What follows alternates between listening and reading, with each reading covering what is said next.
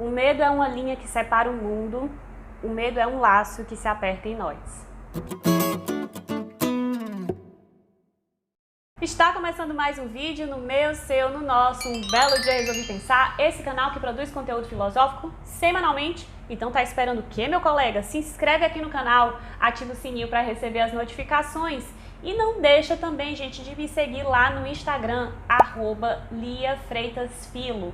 Se aqui eu faço conteúdo filosófico 2 vezes por semana, lá no Instagram eu faço todo dia, gente. Então eu sempre falo, para ter a experiência completa do universo Um Belo Dia Resolvi Pensar, você tem que se inscrever aqui no canal e me seguir lá no Instagram.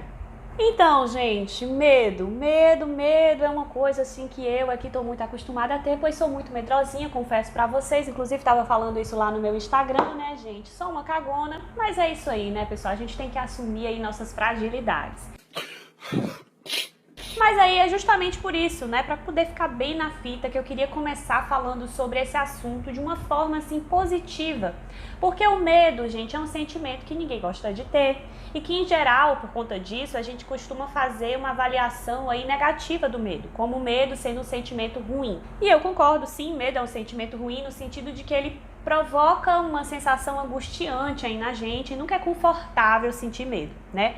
Mas aí eu queria trazer a seguinte perspectiva de que o medo, ele é um mecanismo aí primitivo que a gente carrega aí, né, em milênios e milênios de processos evolutivos e que ele é muito útil sim, mais do que a gente imagina, né, gente? Porque é o medo que faz a gente olhar para o novo, para aquilo que a gente não conhece, para algo que é incontrolável de alguma forma, ou pelo menos aparentemente incontrolável pra gente, e faz a gente ligar aquele mecanismozinho de opa, atenção, cuidado com isso aí, porque isso pode ser prejudicial para você. Então, gente, o medo é algo que protege a gente, sim, de muitas situações, e é importante, então, que a gente tenha medo. Mas uma coisa interessante é que o medo, ele sempre vem acompanhado com esse sentimento de intimidação, de estranhamento diante de uma situação, uma coisa ou uma pessoa que é algo novo pra gente, né? E como resposta, né, diante dessa intimidação, a gente costuma aprender formas de controlar essa novidade, né, aquilo que a gente acha estranho.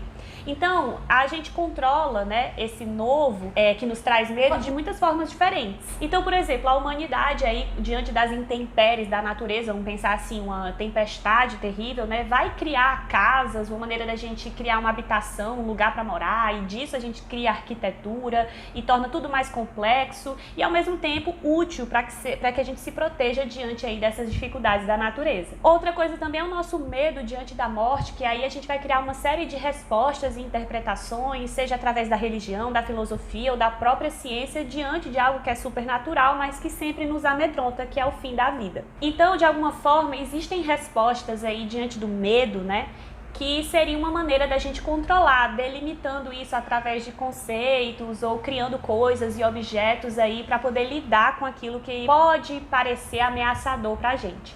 Mas aí o Platão fala sobre o tauma, né, que é um conceito importantíssimo na obra, que eu acho que ele já traz aí de influência do Sócrates, que o tauma seria esse sentimento de espanto e ao mesmo tempo de encantamento diante do novo. Platão vai salientar a necessidade desse tauma, né, diante da descoberta filosófica, ou seja, a gente se manter sempre encantado, né, e ao mesmo tempo essa intimidação diante do desconhecido é algo importante para o nosso processo de racionalização. É porque o novo me provoca, me intimida, né, que eu produzo algum tipo de interpretação sobre isso. Então esse medinho natural aí diante do desconhecido é algo que faz a gente produzir nossas interpretações e racionalizações e delimitações desses aspectos da realidade.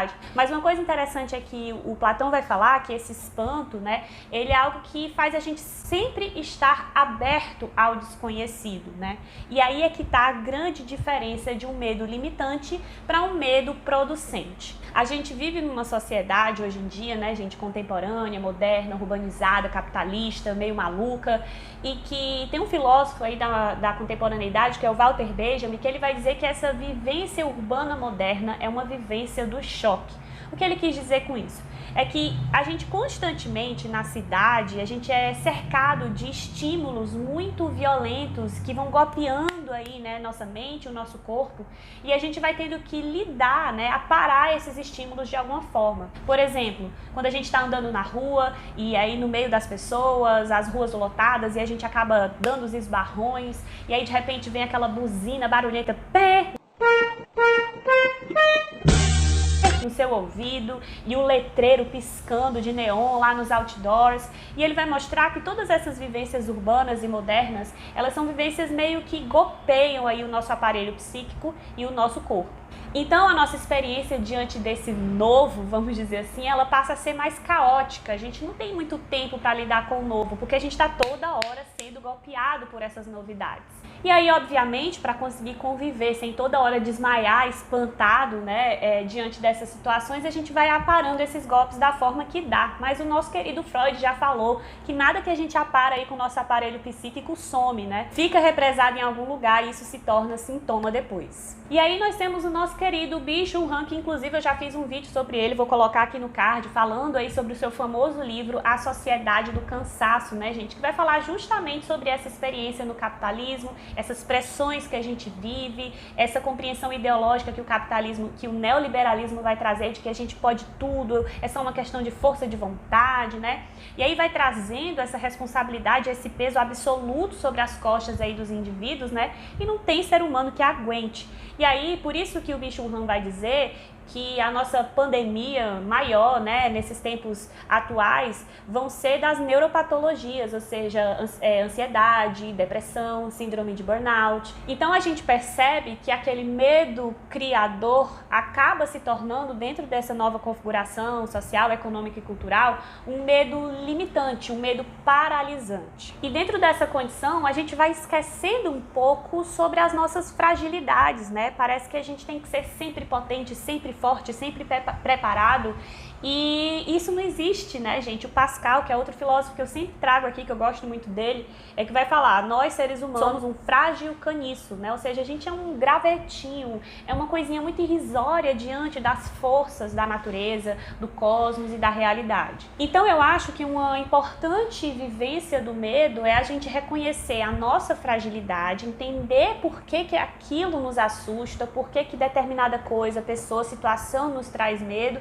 e a partir daí a gente conseguir elaborar, né? Sempre nesse olhar interno, sempre olhando para dentro da gente, entendendo o nosso contexto pessoal com as situações que circundam.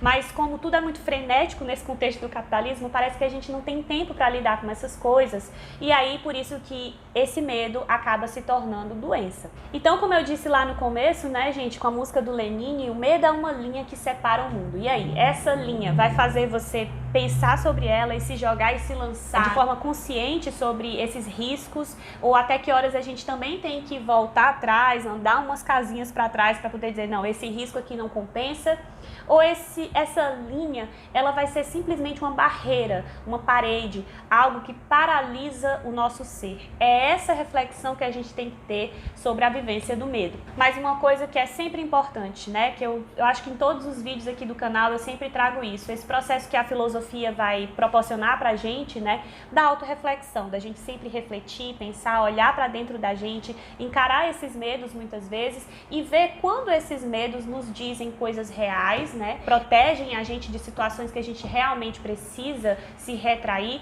e quando esses medos precisam ser enfrentados e encarados. Isso aí só vai acontecer a partir de uma reflexão interna mesmo, e é aquilo que eu sempre digo, né, gente, a vida não tem receitas, cada pessoa vai lidar de uma forma diferente. Terminamos mais um vídeo, e aí galera, gostaram? Deixem aqui nos comentários se vocês são pessoas medrosas aí que nem eu, o que vocês pensam sobre essa questão do medo, deixa o like também para me apoiar, e nos vemos num próximo vídeo. Tchau, tchau, gente!